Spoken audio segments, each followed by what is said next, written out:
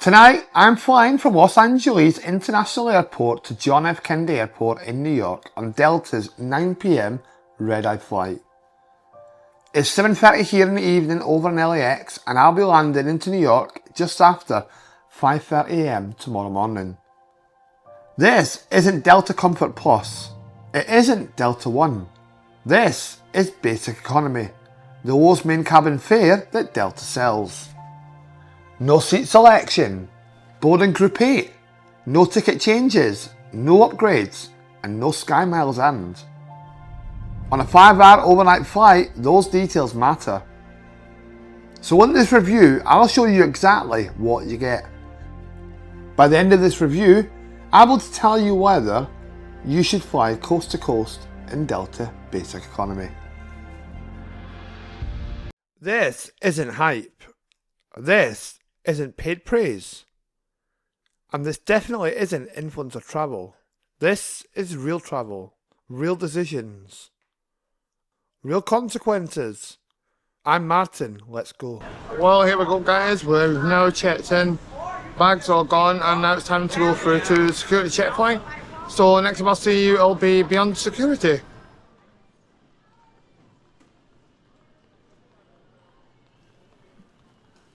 Before heading to the gate, let's take a quick look inside Hudson News. Something you'll find in almost every major US airport. They're quite similar to W.H. Smith travel stores in other worldwide airports.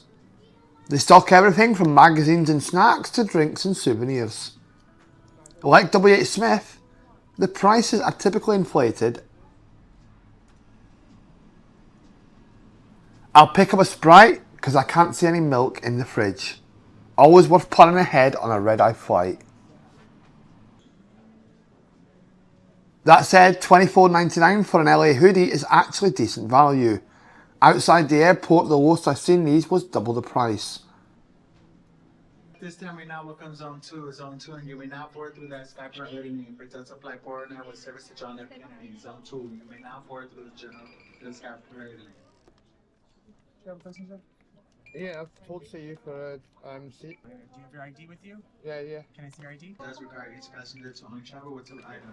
That does include a carry-on item and a personal item. Smaller items must be appropriate under the seat in front of you, and larger items must be appropriate in the overhead bin space above. Please take the time now to consolidate if you have more than 2 items, or come see me at the podium at gate 38 so I can tag it back to its final destination. It is complimentary service and free of charge. Thank you. Well, I'm at the Phil flight and I'm told that I have to wait to zone 8.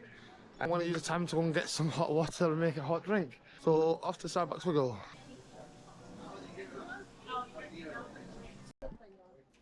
Boarding begins, and as expected, Group 8 means we're among the last passengers to enter the aircraft. Thank you so much. Let's clarify what Delta Basic Economy actually includes. Complimentary drinks, free snacks including cookies and Biscoff biscuits, free onboard Wi-Fi, and a full-size carry-on. However, you board in Group 8, the final boarding group. You cannot select your seat in advance, the ticket is non-changeable and non-refundable, you can't upgrade cabins, and you don't earn Sky Miles.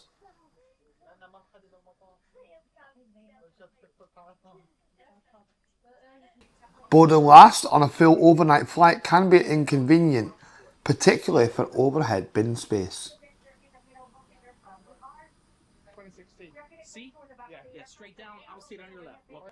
Tonight's flight is completely full. I was hoping to capture some grand movement footage, but I've been assigned an aisle seat, and with a full cabin, there's no opportunity to relocate. So in this review, I will focus more about the onboard service and what's included in Delta Basic Economy.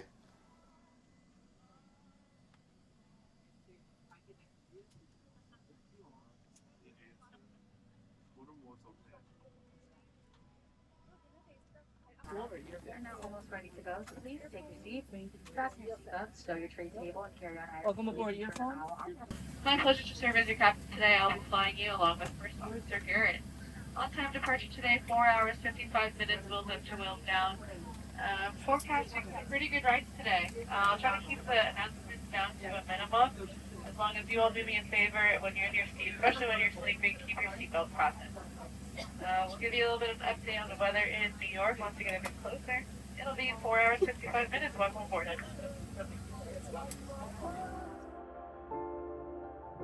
Our flight deck is serviced by 2 female pilots this evening.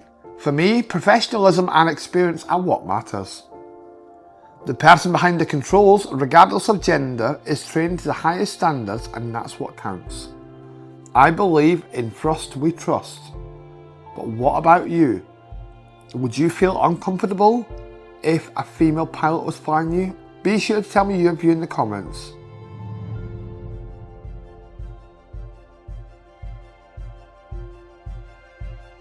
A quick look at flight radar shows no significant departure queue this evening, so we should be airborne fairly quickly for a 4-hour and 50-minute flight across the US over to New York.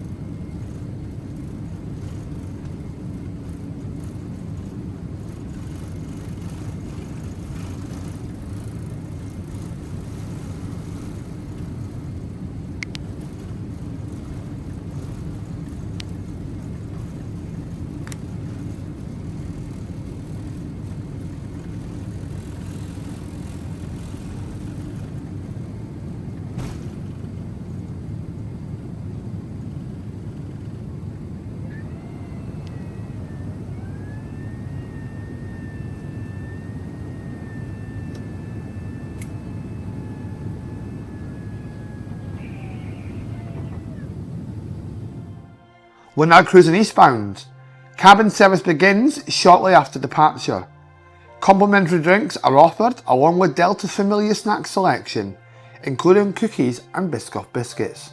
Much better than the standard pretzel offering offered on just about every other airline.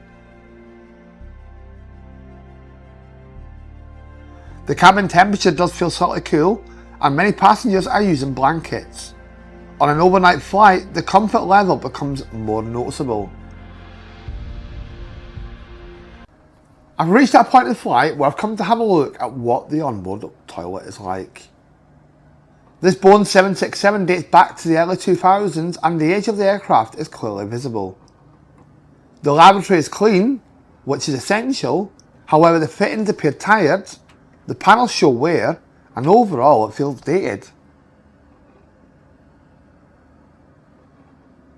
On a 5-hour flight, especially overnight, the condition of the onboard facilities contributes to the overall experience, and I'm sad to say, Delta, this isn't one of your strongest areas. What's really impressive is when you look at the Inflight Entertainment and you see 7 languages. Delta's movie selection for kids is extensive and has a massive library full of content that will keep them entertained. If your children's like mine, they'll pop on a children's movie and pop the same one on the iPads and watch them simultaneously.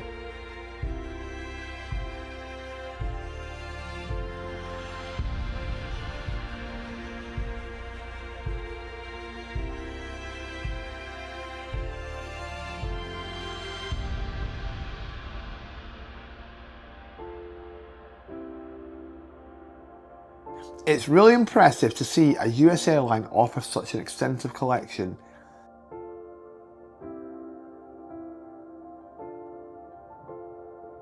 As we approach New York, I'm tracking our progress digitally, and we're just moments from landing. One of the strongest features of Delta's basic economy fare is that Wi-Fi is included free of charge. That's generally impressive for a domestic service of this length. Unfortunately, on this flight, the Wi-Fi was not functioning and I wasn't able to connect to test the speed or the reliability. To be fair, I flew East Coast to West Coast just a few days ago with Delta. On that flight, the Wi-Fi worked perfectly. It was fast, reliable and easy to access. As I exit the aircraft and pass through the Delta One cabin, I noticed the in-flight entertainment screens appear dated. For a premium transcontinental product, the hardware feels older than expected. It reinforces the fact that this 767 is starting to show its age. It's 5:50 in the morning as I step off the aircraft. My next flight doesn't depart for another 13 hours. That gives me just enough time for donut and a day of exploring Manhattan before flying transatlantically with Virgin Atlantic. Both of these journeys will be coming soon to my channel. It's time to rate what I thought of the Delta Basic Economy experience. Comfort on board, I'd score that 4 out of 5. The seat and legroom were perfectly adequate for a red-eye flight. The in-flight entertainment, I'd score that 3.5 out of 5. Strong content selection, but dated screens. The Wi-Fi, I'd score that 2.5 out of 5. It's free, previously reliable, but non-functional on this flight. The ground experience, I'd rate that a 3.5 out of 5. Smooth check-in, slightly abrupt gate interaction when I was allocated my seat, but then the gate attendant was very professional and polite. And the onboard toilet, I'd score that 2.5 out of 5. It's clean, but clearly aging, and is not Delta's strongest point. Overall score for this review is 3.5 out of 5. Delta's Basic Economy delivers solid value for the price paid. However, this Boeing 767 fleet is beginning to show its age, particularly its cabin hardware and facilities. Would I book Basic Economy again? If I wasn't concerned about seat selection and ticket flexibility, yes, absolutely. But if those details matter, upgrading to regular cabin may well be worthwhile.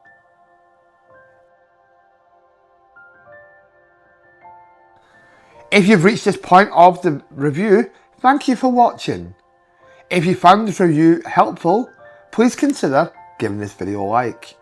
And if you enjoy calm, honest, unsponsored airline reviews, subscribe and join me on the next journey. I've been Martin, and until next time, take care of yourself and each other.